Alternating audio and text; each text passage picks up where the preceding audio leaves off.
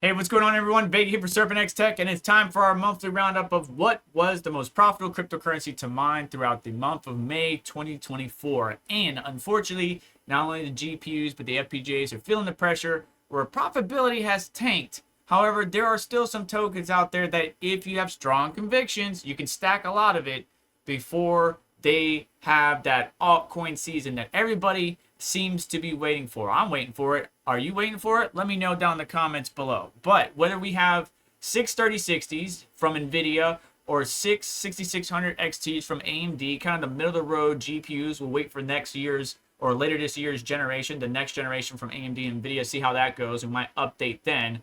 But both of them, we're sitting around $2 a day. But then after electricity, 20 cents a day on the AMD side of things for Ironfish, or 8 cents a day for Ravencoin and Clore, which are more core intensive algos or power intensive algorithms compared to some of the other options out there. On the NVIDIA side, pretty much nothing I have is profitable for me. Negative 23 cents, negative 22 cents, so on and so forth. But that's because that's my cost of electricity. Now, the 15 cent per kilowatt hour that I do this entire series off of is about the US average. I think the US average is around 18 to 20 cents. However, I know people out there in other countries are paying even more per kilowatt hour than we are. But still, I continue to bring you this data. So make sure to hit the like button and give us a thumbs up on anything we post. I greatly appreciate it. As far as the data, the top 10 most profitable cryptocurrencies to mine for the NVIDIA side of things with the RTX 3060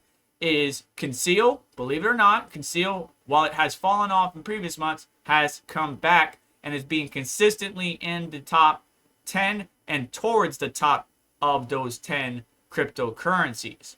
Second place, Novo, Ironfish, Pyrin, Dynex, another one that's making a comeback, Skydoge, Nautilus, Carlson, Nexa, and Gram. Now remember, Gram has a high commission rate. So what the hashrate.no or other calculators provide to you may not be the actual result you get. So whatever you're mining, especially, it doesn't matter what you mine, just make sure you're comparing that against the calculators and seeing what you're actually getting at the pool and what you're getting in the actual wallet you're mining to. Now, looking at this grouping here, we got a couple of, I guess you could say, like Pyrin hash up here, and then we got some Carlson hash over here, and then it's pretty much a mix or a spread, right? Conceal uses its own algo. Ironfish upgraded to a new algo fish hash. Conceal got its own. Skydoge got its own. Nexus got its own, so on and so forth.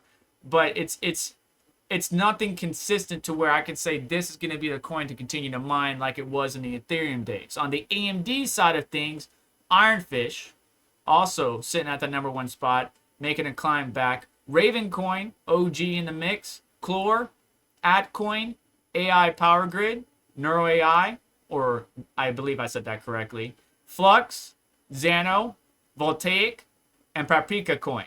Now, looking at the AMD side, there is a common trend I can put my finger on, and that is the ProgPow or Kapow type tokens that are really doing good, whether it's Ravencoin, Clore, Atcoin, AI Power Grid, like most of these coins besides Flux and Xano are just that. Now, Dynex didn't make it into the top 10, but it was climbing back up the charts. Even Grin started to show up consistently in the top 10 as far as profitability, even though profitability is down right now. We will have an altcoin season. I just don't know when it's going to actually happen. So if you're stacking these tokens as much as possible and mining it with your GPUs and not selling it every day to cover your overhead, and you're in a position to do that, you might actually do pretty well in the future. Not financial advice, but let's say that you have a token that you stacked a lot of, like one of these newer tokens, Atcoin, AI Power Grid, Neuro AI, Voltaic, Paprika Coin, and then altcoin season happens, you could wind up having considerable profits compared to what you spent trying to mine those tokens in the first place. Spec mining is a constant and ever changing environment, but it's still something that I still like to participate in. Now, there are no spec tokens on here, but there are some new tokens that started to show up. For example, PugDag, which has fallen quite significantly on the charts, was showing up as the most profitable in the most recent weeks, but then fallen off and it's just a weird mix of Carlson hash and Pyron hash and Ironfish Conceal. Like there's nothing I can say and put my finger on that's gonna be that #1 token. Ever since the Ethereum merge, this is what we're left with, and we just gotta make the best out of it. The best thing that I'm personally doing is auto switching on some of my machines. The rest, I'm just focusing on a specific token and then converting that token into another token, whether it be Bitcoin, Litecoin, XYZ. So you got to do what's best for you. But just to recap that data, the top 10 most profitable cryptocurrencies for NVIDIA were Conceal, Novo, Ironfish, Pyron, Dynex, SkyDoge, Nautilus, Carlson, Nexa, and Gram, with Nexal AI being in that number 11 spot. On the AMD side, Ironfish, Ravencoin, Clore, Actcoin, AI Power Grid, NeuroAI, I don't know, I keep messing it up, Flux, Xano, Voltaic, Paprika Coin, and then Dynex again in that 11th spot.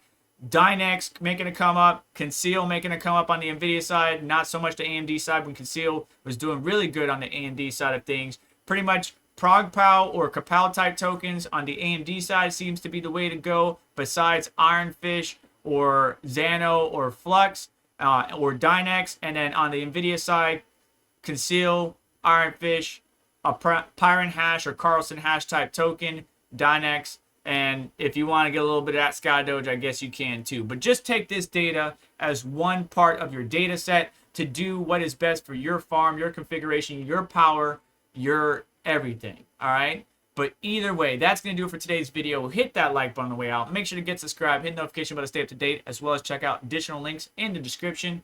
And I hope you just have yourself a wonderful day. Take care. I'll catch you in the next one.